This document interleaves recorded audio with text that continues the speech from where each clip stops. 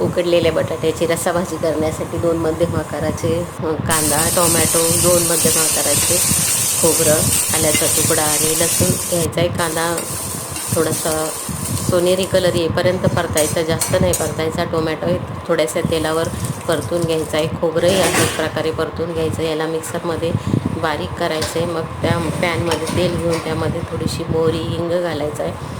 मिक्सरमध्ये बारीक केलेला मसाला त्यामध्ये घालायचा आहे. त्याला एक 4-5 मिनिट परतून घ्यायचा आहे. परतून झाल्यानंतर त्यामध्ये लाल तिखट, चवीनुसार मीठ आणि धणा पावडर घालून पुन्हा एकदा मिक्स करायचं आहे. दुसरा कुठलाही मसाला नाही घातला तरीही चालतो. मसाला छान मिक्स झाल्यानंतर त्यामध्ये उकडलेल्या बटाट्याच्या फोडी घालायच्या आहे.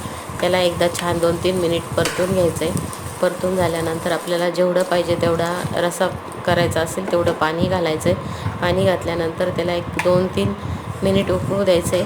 थोडंसं झाकण ठेवायचं म्हणजे बटाट्यामध्ये मसाला आतपर्यंत छान जातो. अशा प्रकारे छान अशी मसाला बटाटा भाजी तयार होते आणि छानही लागते.